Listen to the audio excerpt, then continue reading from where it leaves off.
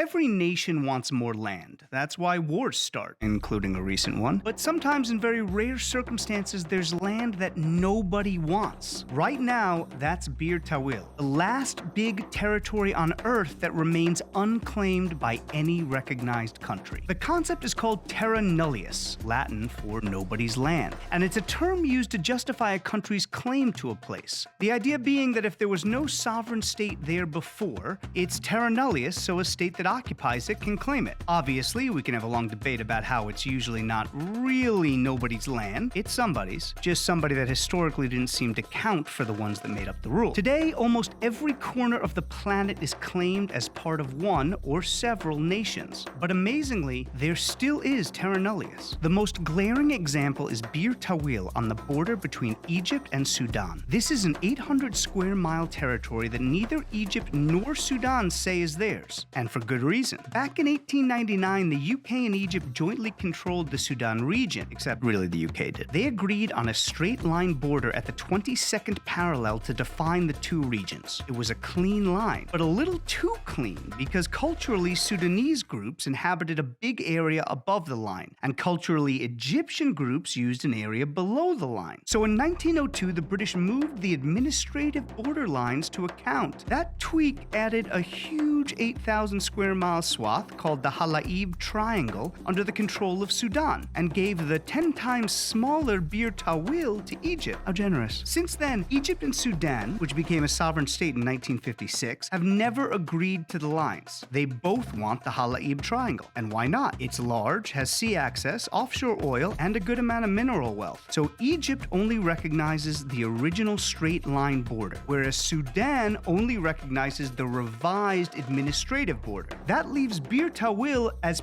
purposefully unclaimed by both, and no other country. If either one claims Bir Tawil, they'd be recognizing a borderline they don't want to, and they'd lose the Hala'ib Triangle. The Terra Nullius status of Bir Tawil has prompted some people to think they can be king. Several individuals, including this guy, and this guy, have traveled there and planted flags to declare their own nations. Jeremiah Heaton is perhaps the most famous. He went there to grant his daughter's wish to become a real-life princess. Today, Bir Tawil isn't known to have any permanent population, but the Hala'ib Triangle has 10 to 30,000. Egypt has been controlling the triangle since the early 90s, and they've been actively building infrastructure to solidify their hold on it. That said, there's no sign Sudan is backing down. Their recent government oil maps clearly offer that area up for bidding.